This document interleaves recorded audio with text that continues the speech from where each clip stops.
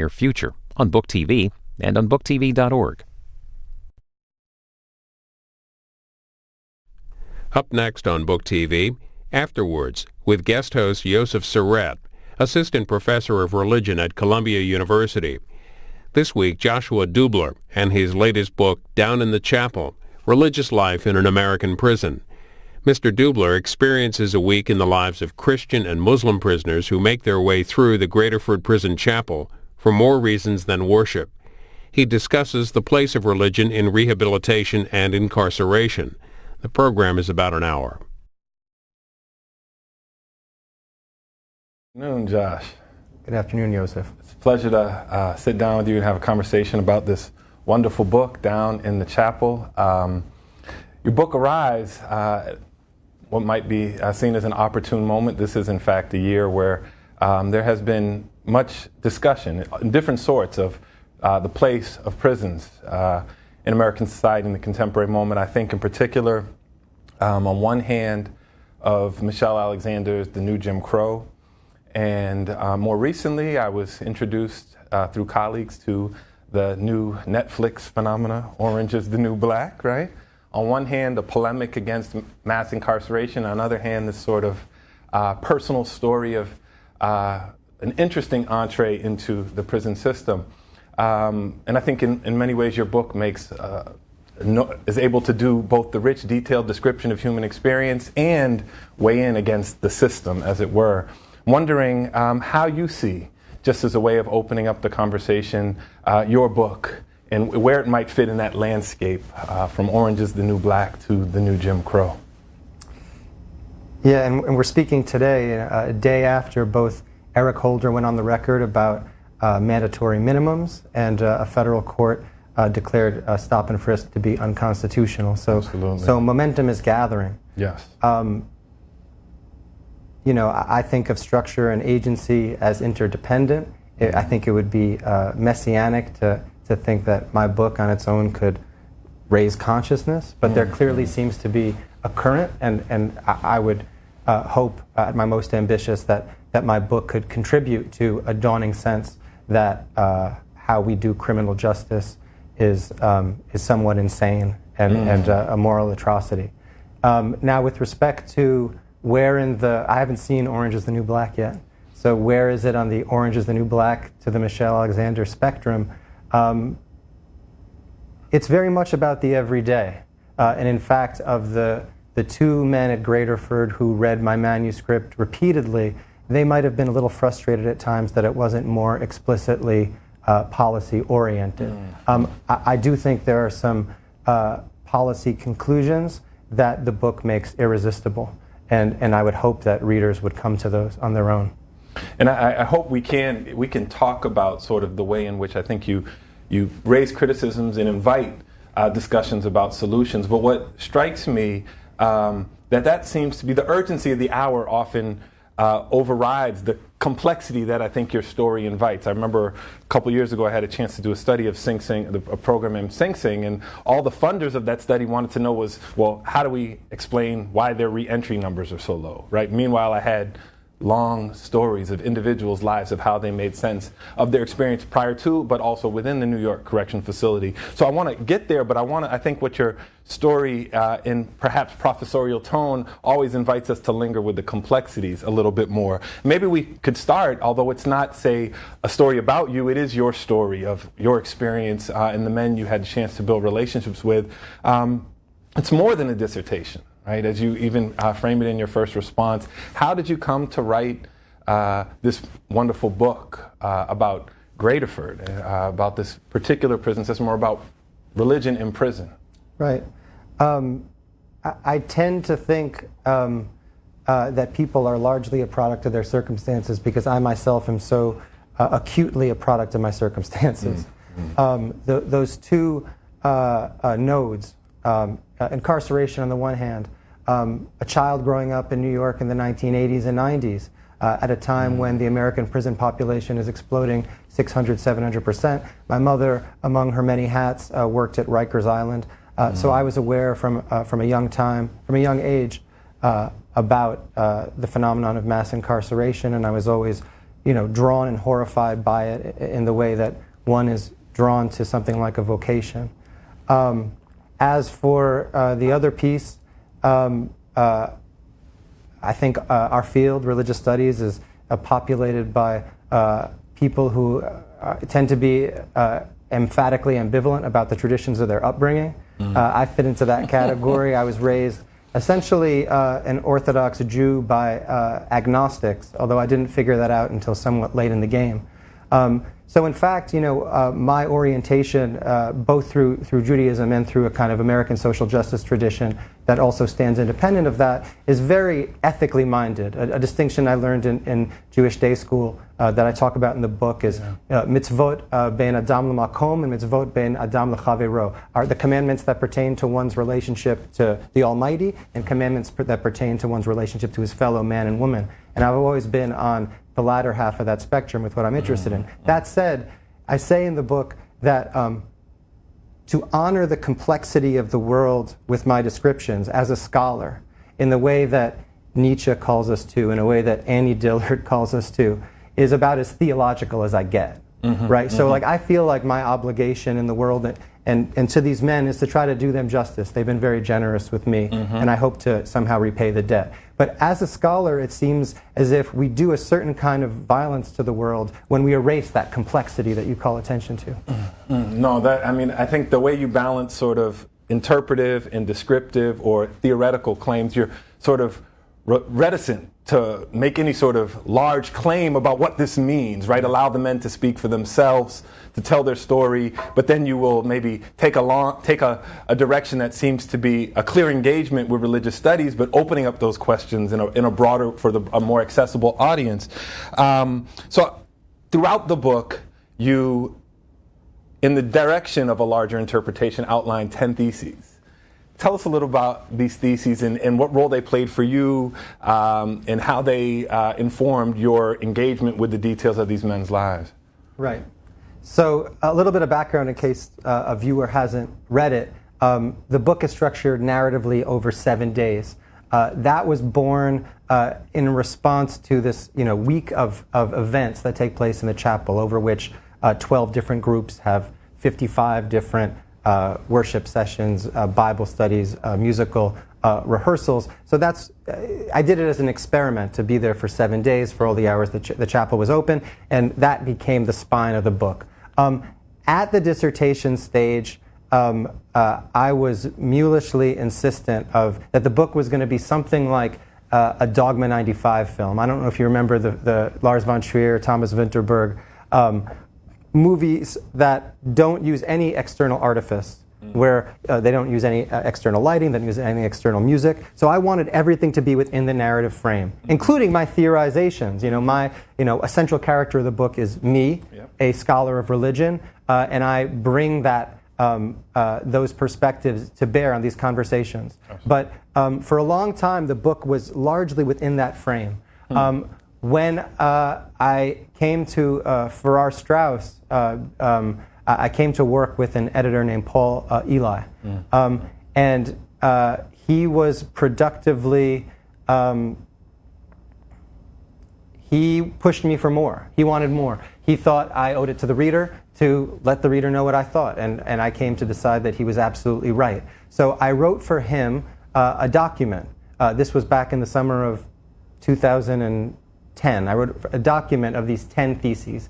The theses range from the genealogical to talking about religious experience, to talking about religious practice, to trying to encapsulate what about these men's practices is prototypically American. And it tries at a number of perspectives, some of which mutually conflict. So I wrote that for him, and then I wanted to keep it apart from the book, but in the book. Right? So you have the 7 days where there's also a lot of analysis that takes place, sometimes by this guy Josh, who is the narrator, sometimes by what's obviously a later Josh. But then you also have these theses that in some way stand in opposition maybe to the way that theology stands in opposition to certain kinds of religious practice, to lived religion, right? On the one hand, you have these kind of the day in, day out flow of complexity that's messy, and some of it pertains to abstraction, and a lot of it is very material. And then you have these theses that attempt to encapsulate what's going on, but are intended to stand in tension with the 7 days. Okay. Well, you mentioned the publisher, and while it's very much a religious studies training that you bring to bear in your conversations with the men, you've opted for a genre that sort of pushes the standard academic monograph. I wonder, with your commitment to capturing the complexity, in addition to these conversations with Paul Eli, was there something about creative nonfiction, more so than a standard monograph, that you felt helped you tell the sort of story that you were trying to tell, that balances the description with the analysis? I don't want to sound like I was trying to reinvent the wheel, or that I did reinvent the wheel. And the field of American religion, and especially American religious ethnography, is so open in form and in method. So, I didn't have to topple any giants to write this book. I received a lot of support. But that said, there is built into the form, a kind of protest against the standards of academic argumentation, for the reasons that I suggested earlier about what I know about people, what makes people interesting, what makes people lovable.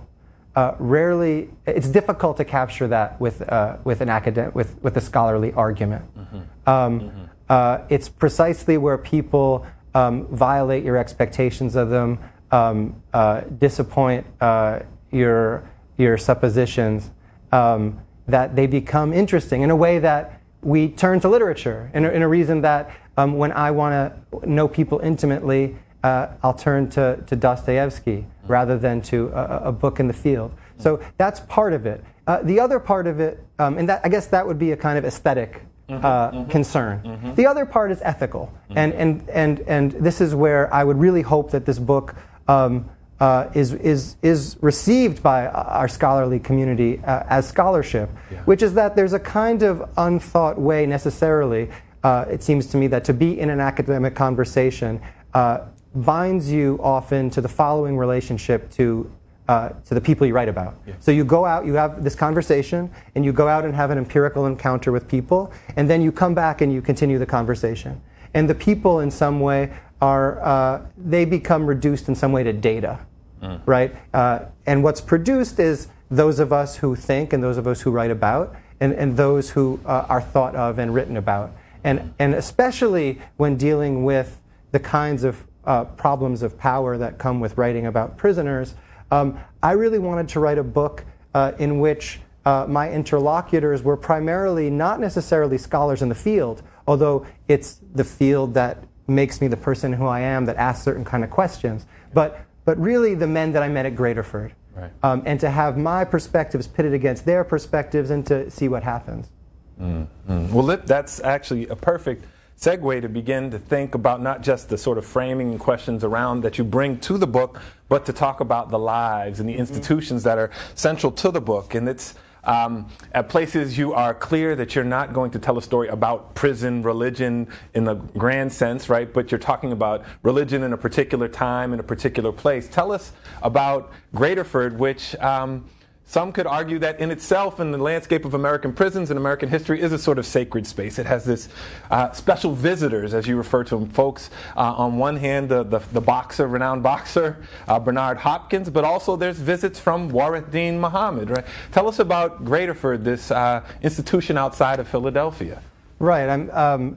Certainly there are some amazing things that have happened there over the years, but its pedigree comes, if you were trying to make it the microcosm, it comes from the fact that Eastern State Penitentiary over in downtown Philadelphia, which is really the prototype of the modern penitentiary, when it closes down in 1971, its prisoners and many of its staff go to Graterford. So Graterford, which actually opened in 1922, is sort of the inheritor from Eastern State, right? So when we're talking about Eastern State, we're talking about Quakers and theorizing a kind of solitary confinement where people who have become corrupted can be put in in privacy with their maker, and their inner light can glow anew, right? So if I was thinking about Graterford as sacred space in the history of American prisons, that's the connection that I would draw. Graterford today is it's an old institution. So in an era, Pennsylvania has built more than 20 prisons in the last 30 years. Graterford is an old, somewhat unwieldy institution. It houses something like 3,500 men. Of those, 4/5 are the general population prisoners, and of them, maybe 700 are men who are serving the sentence of life in prison without the possibility of parole. In Pennsylvania, if you're sentenced to life, you're not eligible for parole. So that's really the culture of the book is determined by these men, by these lifers, the lifers who are disproportionately active in all of Graterford's activities and who almost exclusively are the ones who work in the chapel. So in the chapel, you have the 5 chaplains who work there, the two correctional officers, and 15 prisoners who work there as clerks and janitors. So while I began my research doing a kind of participant observation in the sites of the religious practice explicitly, my deepest relationships were forged with these men who work in the chapel, who themselves are also participants in these practices. That's why they choose to have the chapel job, but are also just kind of there day in, day out, just hanging out. When it's not a particular service, but between the activities of maintaining the chapel. And there are some characters that you develop real live relationships with, right? You talk about pushing back against the subject and the scholar through this approach. Tell us about your, not informant, which you both agree is not the term to define your relationships, right? But who's named in the book Baraka, right? Who I think you describe him as interesting, right? That what differentiated him from, and perhaps why he came to be the person you developed the most deep relationship with, or your primary guide. Tell us about Baraka. Why? How did that relationship develop? How did he come to be the one who you spent most of the time with? And who is he? Yeah, I mean, you identify one of what I think is the key passages in the book, where you identify him as someone who is interesting, right? In a world where so many of these other men are struggling so hard to be good, Baraka's about something somewhat different. He's more mischievous than that, and he's more skeptical of what the value of being good is in a day and age where there's no possibility of parole. I think that Baraka chose me more than I chose him. He saw me. He was curious. I mean, he's there in the chapel. He was curious about me, and he kind of took me under wing. I mean, one of the kind of dominant tenors of these relationships, especially with Baraka, is a kind of paternal relationship, right? Because even though I was 30 years old at the time I was doing my field work, and maybe I was a young 30, in the chapel, 30's young, right? I mean, so most of these men are in their 40s or 50s or even 60s.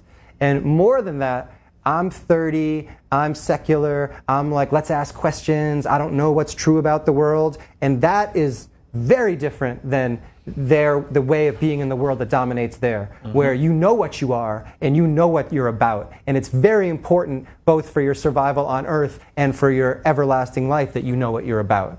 So Baraka kind of took me under wing, and I call him, I think early on, as my dissertation advisor, and he really liked that kind of play of being the one who introduces me to what's going on in the chapel and being my kind of primary interpreter.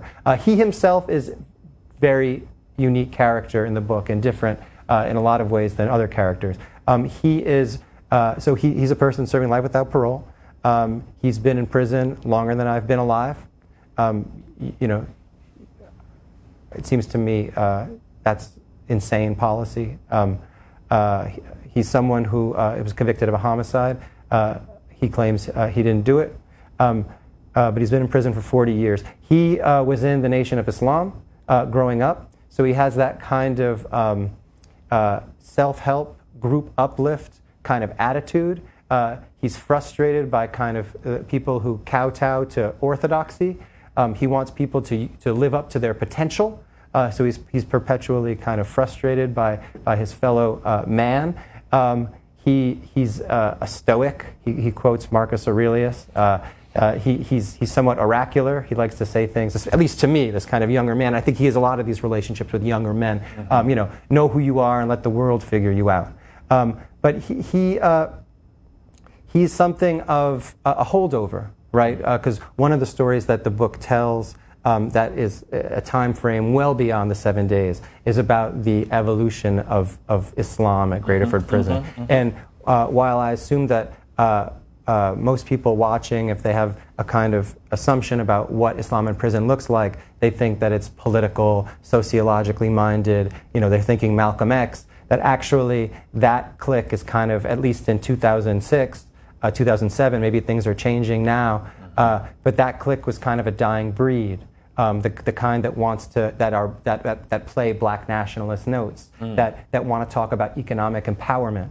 The dominant kind of mode of Muslims at Graterford, many identify as Salafi, and they are about getting the Sunnah right and getting the practices of Islam right. And some of these are theological resentments. These are sociological resentments that go back generations between these two subcultures. But they think that Nation of Islam way of, even after 75, when Elijah Muhammad dies and these men in the nation become Sunni Muslims, a religious walk that's about instrumentalizing religion for the purpose of politics, that's essentially a blasphemy. So the dominant Muslim mode among Muslims at Graterford is much more textual, doctrinaire, figuring out what the right answers are, trying to execute all your practices according to the right doctrine. And Baraka is this kind of, he's different. I start the book with 3 aphorisms, and Baraka's aphorism is, God created the world and said, have at it, fellas. Absolutely, absolutely. So, well, and if Baraka is the foil to any sort of narrow notion of men in prison attempting to be good, the men who are charged, in theory, with overseeing that good. You don't just tell the story of the prisoners, you also tell the story of correctional officers. Tell us about these men who are charged with overseeing the implementation of good or rehabilitation. Right. Much like the prisoners who come to work in the chapel, the correctional officers who come to work in the chapel have also bid for those posts. They want to have that particular job, and they probably want to have that job because they themselves are men who are actively engaged in a religious walk. I don't take them to take their task as having anything to do with rehabilitation. Something that's surprising in the book, I think, is that the kind of general tone of the day-to-day relationships of the correctional officers, of the chaplains, of the prisoners, is essentially that of colleagues. Right? The correctional office, everyone knows that there are protocols to observe, and everyone is pretty scrupulous to try not to screw up in a way that will make their lives more complicated.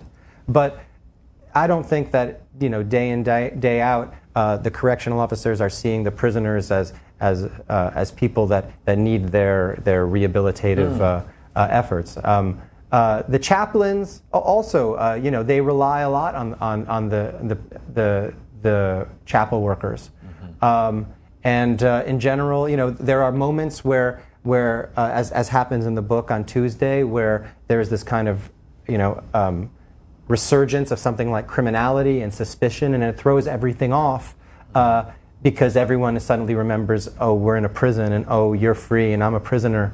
But in the day in, day out, they're all kind of working a job 8 hours at a time.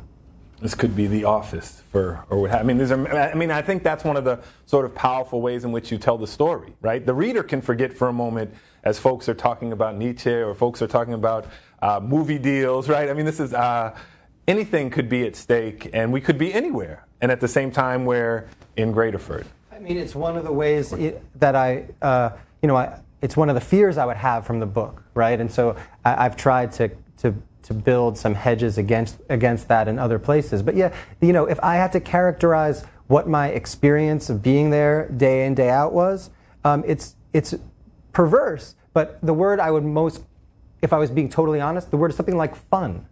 Right? Like, I came in there, I'm someone who studies religion, there are these people there that have serious ideas about religion, coming from a very different place than me, and I'm there and I want to mix it up, and they want to mix it up. It was something like fun. And when I was around, it was something like fun for them, because they've been doing this for 5, 10, 15, 20, 25, 30 years, and here's this new blood, right? So it's like Catch-22 maybe a little bit, if it's a kind of like, there's something horrible beneath the surface. There's certainly something horrible, but the day in, day out is playful. And they have, though, a discourse. It's not simply, at the end of the book, you talk about a sort of perverse pleasure of someone like yourself who feels called to do their work there. Yeah. But they have the men, right, in all their different stations, but especially the prisoners, have a discourse on pleasure, on play. They, or even how freedom figures into that, right? There's a sort of, and that it's tied to this religious story in some ways, that whether one is more free on the streets or more free in the prison. Maybe you could speak a little bit about that. Yeah, on the play issue, there is a way in which, Teddy, who is one of the central characters, and I think of him as really the heart and soul of the book. If Baraka and Al are these kind of older men who know exactly what they're all about and they're always in control, Teddy's he's very emotional. He's younger. He's undergoing a lot of feelings. He's starting to think at the time of the book that he's never going to get out of prison. But he is the most playful in a way that I take to be, it comes naturally to him, but it's also really generous, right? Because nobody in that world wants someone who's gonna mope and bring you down, right? To be able to bring levity to the space you're in, I think is a real virtue. So that's on the play front. On the freedom front, we stand, with Christ coming from here and Plato coming from here. We have a lot of ways of thinking about freedom in our philosophical and religious discourses, where the state of one's body ultimately doesn't really matter that much, right? Or even the state of having a body is itself carceral, because the ultimate reality is somewhere else, right? So there are a lot of, it's not so much among the Muslims, but a lot of the Christians will talk about how they are free. That's their experience, in spite of the fact that they live these incredibly regimented, constricted lives. And they certainly know that they're free relative to who they once were. So they knew what it was like to be addicted to drugs, or they knew what it's like, they know what it's like to have been caught up in the life of crime, and they have been delivered from that in the way that, I can't look into men's hearts, but from the way they talk about it, they've been delivered. There's a kind of, there was a suffering, their lives were characterized by suffering, and now their lives are characterized by grace. I won't tell you that every practicing Christian is like this, but there are a few in the book who are kind of religious geniuses, it seems to me, in the way that their experience of the world, and it's problematic as a free person who's coming in, and I don't want to just solely endorse it and say, wouldn't it be great if we all could be so happy in the world, because there's work to be done, but they do manage to, particularly the character who I call Daffy Ball, who other men disparage as a little bit, mushy inside, that his elevator doesn't go to the top floor. Yep. But his ability to transform his own pain into gratitude, his gratitude to Jesus Christ for what Jesus Christ did to him, he knows that as freedom. And there's it's sort of, it's almost, I think, part of your argument. I mean, if William James affords a particular class of folks the quality of being a religious genius, why not these men, right? There's a way in which their religion that you're writing against is dismissed. I think you refer to it through two primary paradigms. There's the bad man religion and the poor man's religion. And there's a sort, religion is making a larger claim for you there. Can you tell me a little bit about whether it's the argument that they're religious geniuses or the question of sincerity, right. I think, is what's at the center of both of those theories. Right.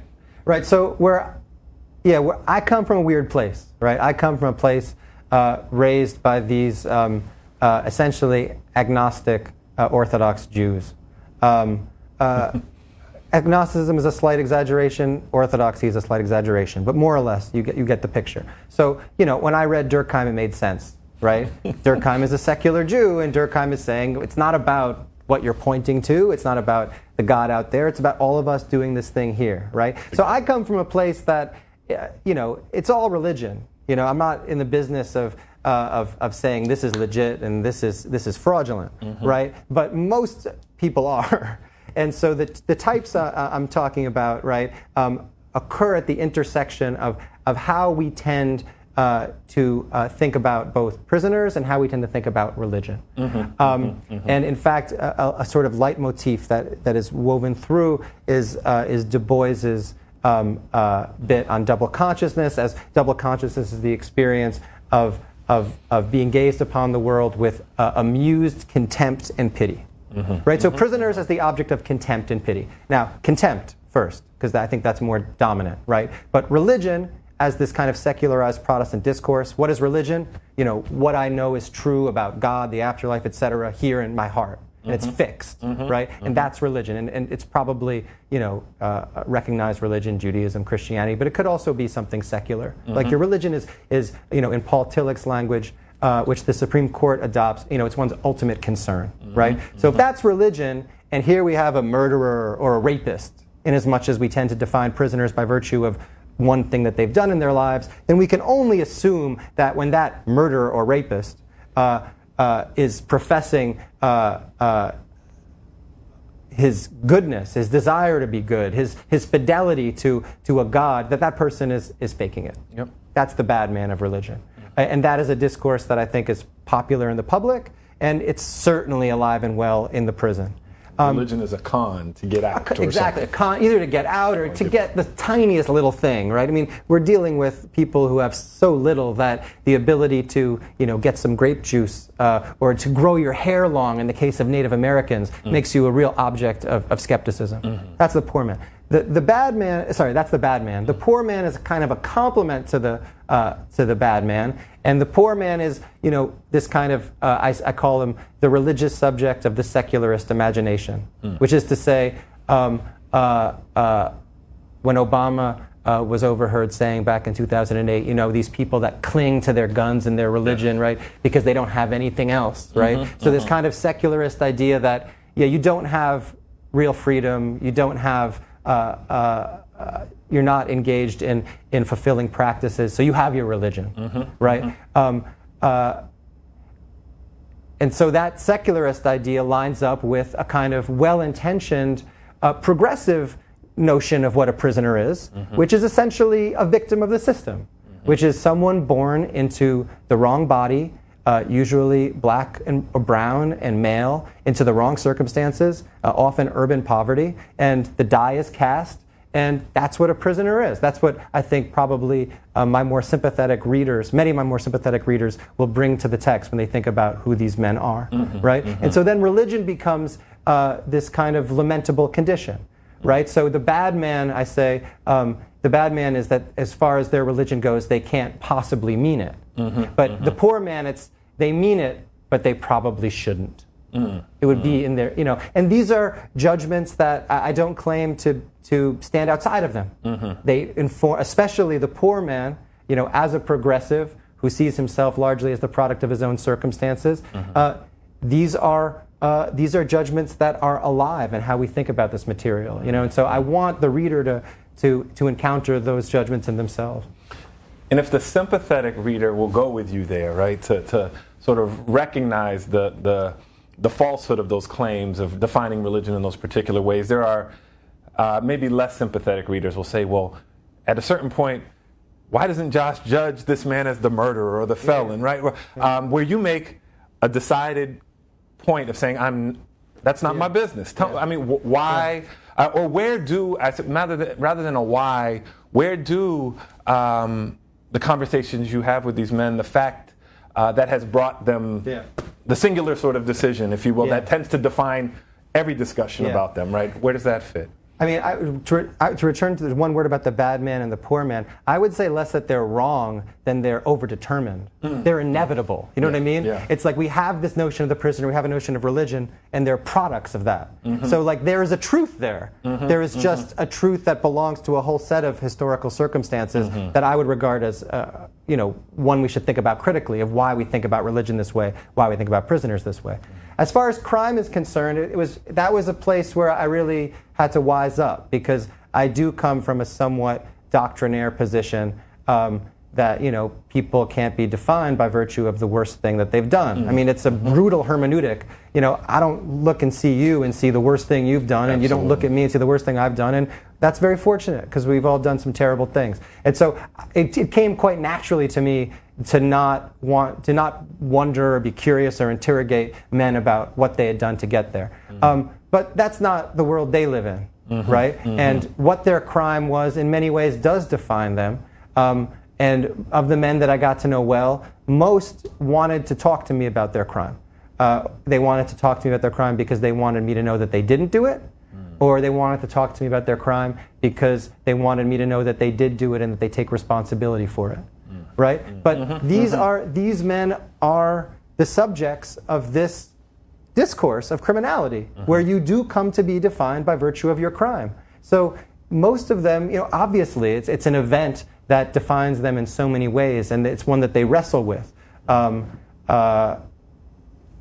both in terms of how people see them and in terms of their own sense of what they've done and what they owe the world, or in terms of will they have any chance to ever get out of prison. So if we are not talking about crime and we're telling a story of religion and we're putting the bad man or the poor man off the table, I think at one point in the early stage of the work you present the argument to your dissertation committee that the reason why this can be a dissertation and a compelling one in this department is because Graterford is arguably the most religiously diverse place in the universe. You've already gestured in the direction of that narrative, talking about the various Islams in which Baraka exists, but tell us a little bit more about what that pluralistic or diverse, what that looks like in that week. Or it's a generative irony of the book that inside this monument to American unfreedom, and not just Graterford, but the buildings that house 2.2 million of our fellow citizens, you do find showcased one of our cardinal freedoms that we declare in the First Amendment, and that is very important to us and important to them about who they are. The right to free religious exercise and the lives, the way that those structure their lives, the meaning in their lives, that's all very, very real. And it's an achievement. It really is an achievement, albeit a perverse one, right? 50 years ago, at Graterford, you would have had the right to practice Protestantism, Catholicism, or Judaism. And that's what a religion was. And now the prisoners' rights movement comes around in the 60s as, the federal courts are kind of looking to play ball, in part because the 1965 immigrants have come to the country, and suddenly you have Hindus and Buddhists, and what kind of sense are we going to make of all of this?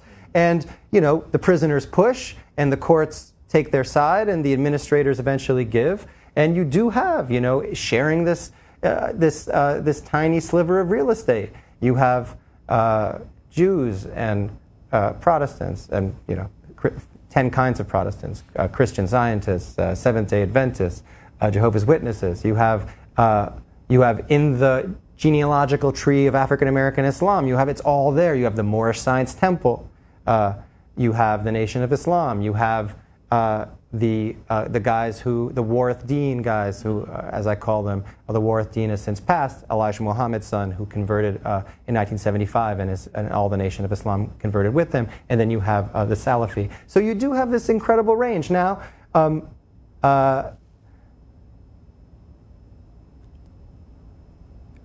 what counts as a religion is not anything, right? It's all along, it's been a fairly narrow template that's been applied. And groups have had to make their practices intelligible within that template. A template that has to do with, I have an ultimate concern, and this is what I want to do, and we need to get together and do this about that, right? So, so the Nation of Islam, which in many cases wouldn't have considered themselves a religion, for the purposes of that game, we're happy to play by those rules. But actually, a key, the Native American prisoners aside, because in the 1990s, Native American prisoners as a movement began to get all sorts of accommodation. Them aside, it was really the 60s and 70s where all this stuff opened up. And a bellwether case actually where that was closing down came out of Graterford. And that's when a couple of the members of the Black Naturalist sect MOVE, who were incarcerated at Graterford, said, hey, we're a religion too. And the courts said, no, you're a philosophy. So they were excluded. And while you have these 12 groups, you have, as you meet in the book, you meet here and there people who practice other things that aren't welcomed in. There's a Wiccan who there's no place made for him in the chapel. He professes not to mind, he says, since practicing his Wiccanism in a Christian chapel, he says, would be like eating kosher in a pork factory. Yeah, I think you highlight the sort of irony of pluralism in which it conforms to its own Protestant history. In casting this wide spectrum, illustrating the spectrum of religious varieties, you also, a point you mentioned earlier is the way in which, in the face of this diversity, for the men, the lines are often drawn hard and fast from one tradition to the next, right? So I want to ask you about another person who seems to suggest or is wrestling with the possibility of belonging to more than one. I think it's Jack, the Catholic, considering Christian Science. Is that right? Yeah. So tell me a little bit more about Jack, who is, while we know the racial disparities, he's a white Catholic, so against Protestantism, but also thinking with embracing or courting this tradition of American New Thought. Tell us a little bit about Jack.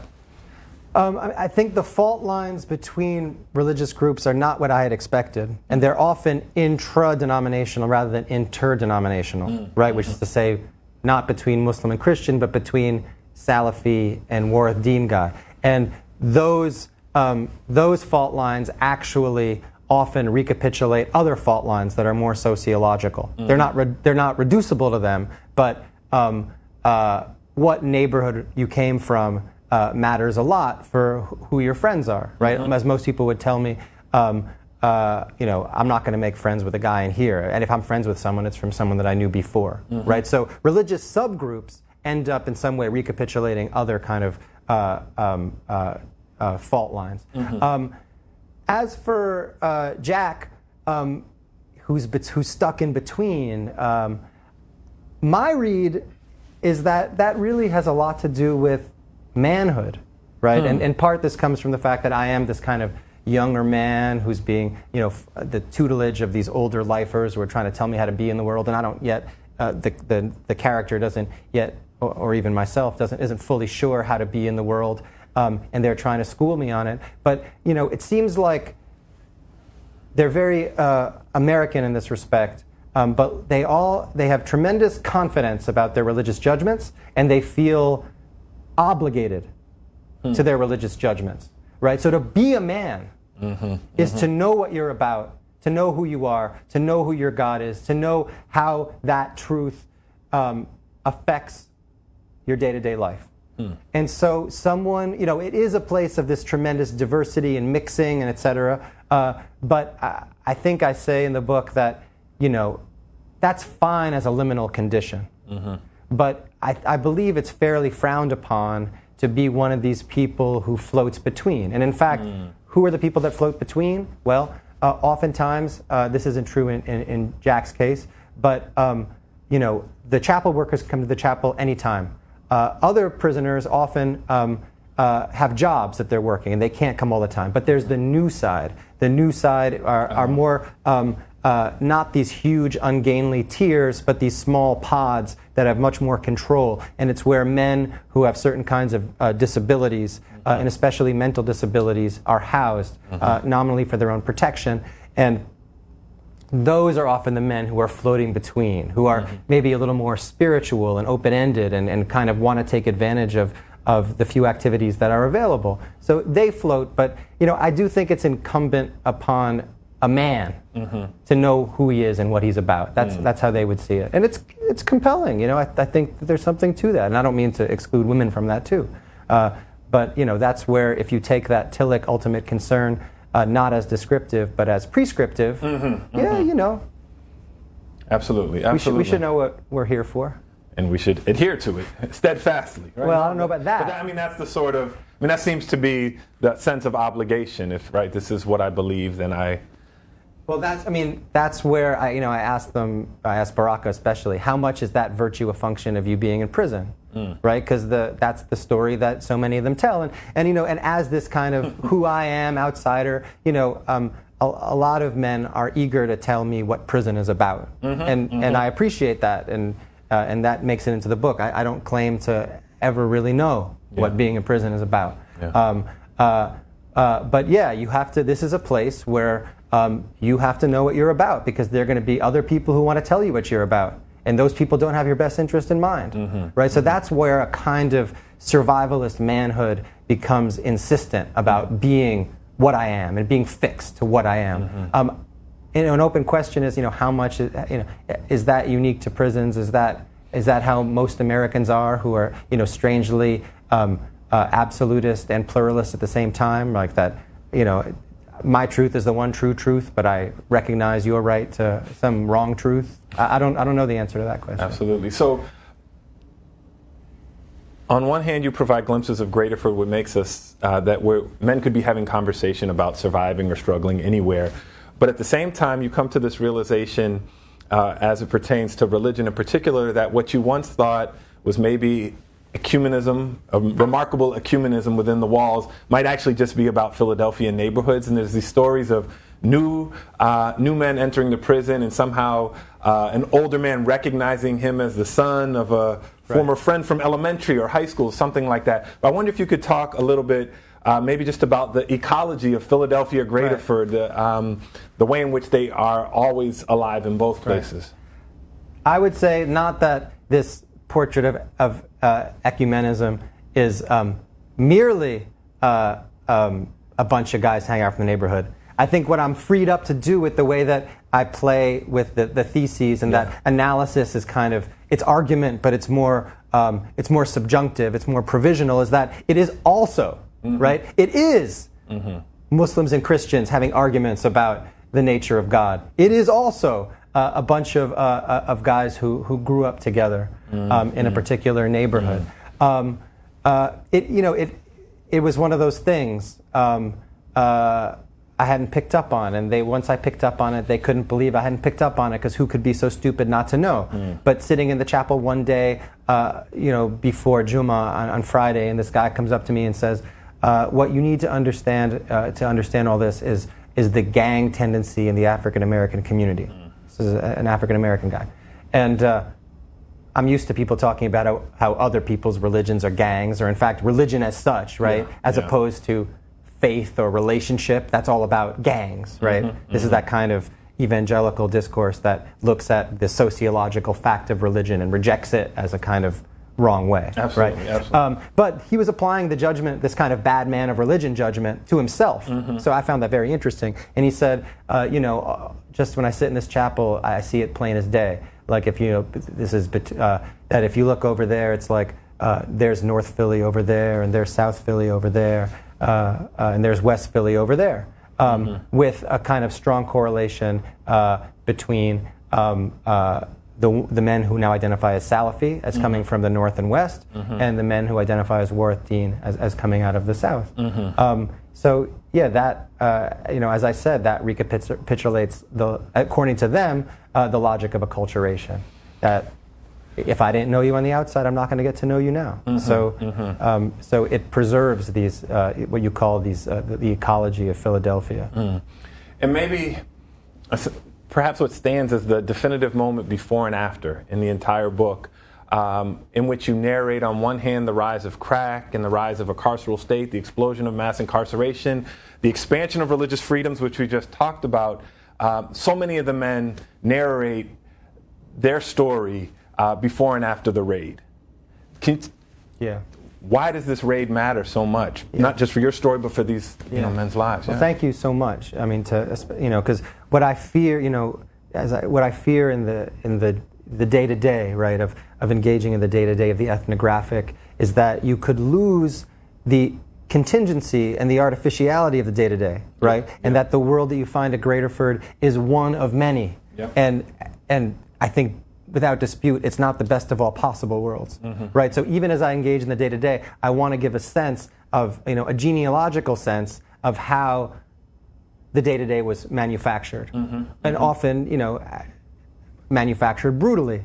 And so I tell this history of the evolution of Islam maps on in certain ways to the history of the rise of mass incarceration, and principally with this, and the raid is kind of the central event of that. So up to the mid-90s, you had this tremendous kind of openness, religious freedom. You had down in the chapel, in part, refers to the three mosques that were below the chapel in the basement, where there was a tremendous amount of autonomy. Some of that was used beautifully. And there were all sorts of studies going on every day of the week, and there was a really vibrant intellectual culture, from what I understand. There was also overstepping of boundaries, there was criminal activity, and so certainly by 1995, what existed at Graterford in the chapel was wildly out of step with the times. So, 1995 is essentially 20 years into the incarceration boom. It's less about rehabilitation at that point. It's more about control. And Tom Ridge, who will be Bush's first Homeland Security Director, runs in 1994 a law and order campaign, and he wins. I mean, this is winning politics in the 90s, right? So Willie Horton, 1988, essentially no Democrat is going to be confused as pro-prisoner again. Right? And why Bill Clinton in 1996 signs the Anti-Terrorism and Effective Death Penalty Act, which wildly restricts habeas corpus. It's a time where it's only to your advantage to be anti-crime, to be anti-prisoner, right? So up to and including Al Gore, when he runs in 2000, says, I'm pro-death penalty. Why? Because I think it's a deterrent, even though the data might suggest otherwise.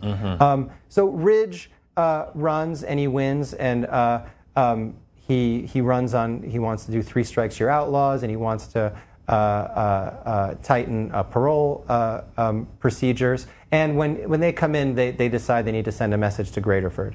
And Graterford is, by the standards of what we would assume prison looks like, Graterford was wild. In fact, younger prisoners have referred to what Graterford was like before the raid as TV-ish, meaning it's what prison looks like, it's what you see on Oz, right? But it's not what you have in day-to-day today in a kind of control prison.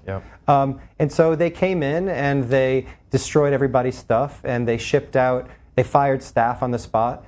They shipped out their worst of the worst across the state, across the country in some cases, and there was just a new regime. And so Graterford is still a much looser and more permeable place than other institutions. But a lot changed. After that, the mosques were closed downstairs, and this a cinder block structure called the Annex was built, and that's where Jumu'ah takes place. And prisoners who for a generation had all sorts of rights, like to lead their own worship services, they don't have that right anymore. There has to be a chaplain or a volunteer present at all time. They used to be able to have family members come in and worship with them, or to celebrate holidays with them. That's not true anymore. So, it's not anything, the day in, day out, I don't think people are more surprised by what used to be there than what you find there today. And what used to be there strikes people when I describe it as wildly lax. But that's hegemony, right? It's hegemony that we now incarcerate so many people in such a restrictive way, and it becomes almost unthinkable to us there could be some other way of doing it. Absolutely. So we only have a few more minutes left. I want to ask a kind of twofold question around the personal and the political. You seem throughout the book sort of haunted by the possibility that you might betray the trust that these men have given you through the act of creating this beautiful book. I won't give away that beautiful final line, the embrace with Charles, who I wonder for you, what has it's now been at least a few years since you've been as regular a presence in the prison, what sorts of relationships you're able to maintain with these men. And then on the political front, not to enforce a false binary, what hope or where, even perhaps already, do you see your book and your arguments taking on a more political role in terms of various movements in opposition to mass incarceration? You mentioned sort of recent gains or sort of the critique of stop and frisk just yesterday. So personally, where has the book taken you in the sort of afterlife? But then also politically, where do you see the book engaging? I'm eager. Today is the publication date, and I have 10 copies that are going out in the mail today, and I'm eager. I'm nervous, and I hope that the men at Graterford feel like their trust in me wasn't misplaced. One of the points of translation between the kind of religious theism that kind of is the orientation of so many in the chapel, and my kind of secular ethics, I think can be found in the notion of Alain Badiou's notion of the fidelity to an event, right? That part of that idea of who you are is that, I accepted Christ on such and such a day, or I took my shahada on such and such a day. And though the world pulls you in all sorts of different ways, being true to that event is what makes you an ethical person. And this is such an event for me, right? The time that I spent with these men, it seems to me that they gave me a lot. Here I am talking about this book, and I owe it to them, and I owe it to the self that I became and hope to continue to become to remain engaged. Toward the end of my fieldwork, people started to encourage me to teach in Villanova University has a BA program at Graterford. So I did that. I taught a number of classes in the years that followed through the Villanova program. Is that enough? I don't know. I'm not a perfectionist, so I feel like if I've got some kind of responsible practice going, then that's not the worst thing in the world.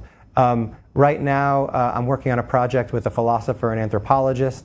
The working title is "Break Every Yoke," which is language from Isaiah that the abolitionists use. And we're having a conference in the fall. We're writing a book, I think, in which we're going to try to make public and marshal the kind of religious resources that might prove useful in helping to cultivate a mass movement against mass incarceration, akin to the kind of mass movement that we had going on 200 years ago against slavery.